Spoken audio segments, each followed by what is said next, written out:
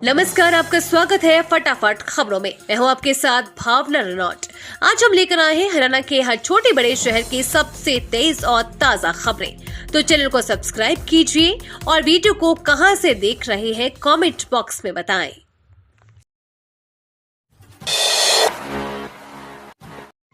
नए साल का तोहफा हरियाणा सरकार गरीबों को देगी। 100 गज के प्लॉट खाते में आएंगे 1 लाख रुपए। हरियाणा में गरीबों के लिए नया साल 2025 में दोगुनी खुशियां मिलेंगी, क्योंकि हरियाणा सरकार नए साल पर गरीब लोगों को प्लॉट देगी। इसकी घोषणा विकास एवं पंचायत मंत्री कृष्णलाल पंवार ने सोमवार को एक प्रेस कॉन्फ्रेंस में की। उन्होंने कहा कि नवसैनी सरकार ने 5 लाख लोगों को प्लॉट या मकान देने की घोषणा की है, जिस पर सर्वे चल रहा है और आगामी नए साल में मुख्यमंत्री फेज की शुरुआत करेंगे। प्रदेश सरकार ने अर्बन में 30 गज का प्लॉट, महाग्राम में 50 गज का प्लॉट व आम जनरल प्लेस में 100 गज का प्लॉट देने का निर्णय लिया है। 2.5 महीने बाद हरियाणा में हुई बारिश, 10 जिलों में 8 डिग्री तक गिरा तापमान।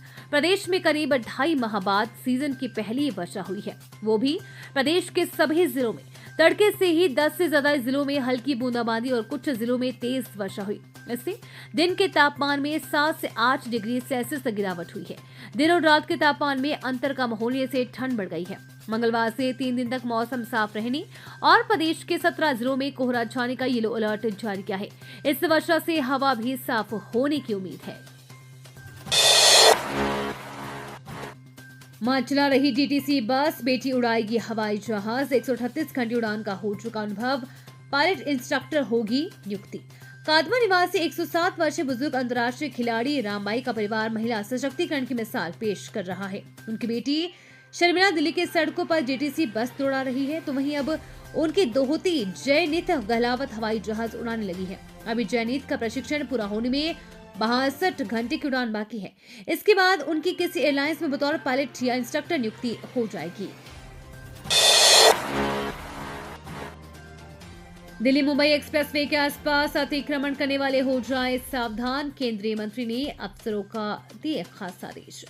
केंद्रीय सहकारिता राज्य मंत्री कृष्णपाल गुर्जर ने दिल्ली मुंबई एक्सप्रेसवे के दोनों तरफ से प्रशासन की भूमि पर किए गए अतिक्रमण को हटाने के निर्देश दिए हैं। यहाँ पर कुछ लोग अभी भी अतिक्रमण करके रह रहे हैं, जबकि इन लोगों को रहने के लिए सरकार की तरफ से मकान दिए जा चुके हैं। इन मकानों में रहने के लिए अभी तक ये लोग नहीं गए हैं। मार्ग से पूरे देश के लोग निकलेंगे। उन्हें ध्यान में रखते हुए मार्ग के दोनों तरफ बदरपुर बॉर्डर दिल्ली से लेकर कैलगांव तक फेंसिंग की जाए। लागू करके दिखाएं, हरियाणा सीएम नैब सिंह सैनी का गैर भाजपा शासित राज्यों को बड़ा चैलेंज। हरियाणा के सीएम नैब सिंह सैनी ने गैर भाजपा शासित राज्यों को चैलेंज दिया है। उनका कहना है कि यदि गैर भाजपा शासित राज्यों के सरकारों में हिम्मत है तो वो 24 फसलों की खरीद एमएसपी पर करे, जिसे हरियाणा सरकार ने लागू किया है। उन्होंने कहा कि हम राज्यों में किसानों द्वारा पैदा की जाने वाली सभी 24 फसलों को न्यूनतम समर्थन मूल्य पर खरीद रही हैं। किसी अन्य राज्य में ऐसा नहीं हो रहा है। यदि विपक्षी दल किसान हितैषी है तो फिर ऐसा फैसला लागू करके दिखा दे। उन्होंने इंदरी में धन्यवाद रैली को संबोधित करते हुए कहा कि हमने पहले ही 24 फसलों की एमएसपी पर खरीद का नोटिफिकेशन जारी कर दिया है। अब मैं हिमाचल, पंजाब, दिल्ली, कर्नाटक और तेलंगाना की सरकारों को भी ऐसा फैसला करने की चुनौती देता हूं।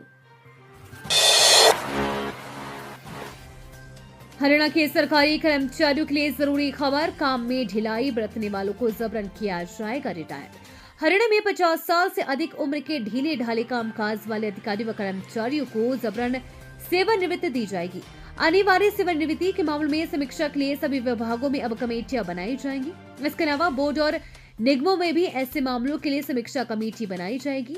एक अपीलेट कमेटी का गठन किया जाएगा, जहां जबरन सेवानिवृत्त किए जाने वाले कर्मचारी अपनी बात रख सकेंगे। नए साल 2025 में लागू होगी नई शिक्षा नीति। हरियाणा सरकार ने तय कर ली तारीख। प्रदेश सरकार की ओर से नई शिक्षा नीति नए साल में लागू करने का लक्ष्य रखा गया है।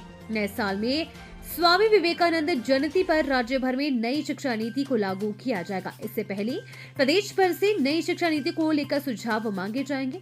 विश्वविद्यालय, महाविद्यालय और विद्यालयों के साथ शिक्षाविदों से सुझाव लिए जाएंगे। सोमवार को शिक्षा मंत्री महिपाल ढांडा ने नई शिक्षा नीति लागू करने को लेकर उच्चतर शिक्षा विभाग के अधिकारियों के साथ बैठक की। हरियाणा में 1400 नर्सिंग ऑफिसर को राहत, ट्रांसफर पॉलिसी शुरू, पसंदीदा विभाग में मिल सकेगी पोस्टिंग, सीनियरिटी का मिलेगा फायदा। हरियाणा के 1400 नर्सिंग ऑफिसर को सरकार ने राहत दी है। पंडित बीडी शर्मा स्वास्थ्य विज्ञान यूनिवर्सिटी ऑफ हेल्थ साइंसेज यानी कि UHSR ने नर्सिंग ऑफिसरों के लिए ट्रांसफर पॉलिसी शुरू कर दी है।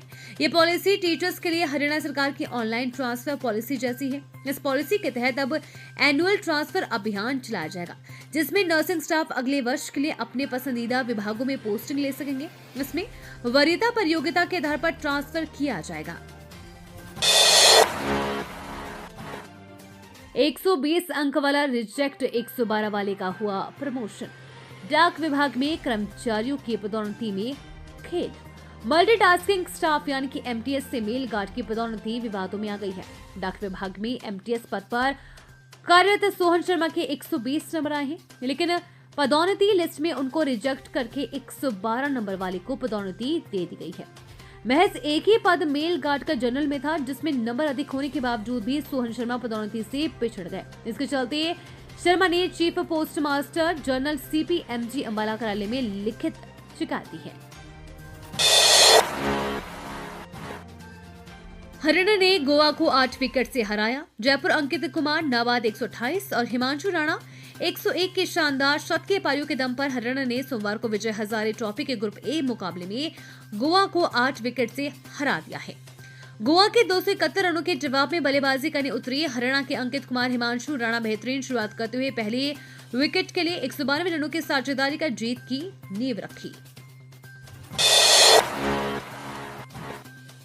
दादरी पहुंचे श्याम सिंह राणा। प्राकृतिक खेती करने वाले किसानों के लिए मंडियों में होगा अलग स्थान।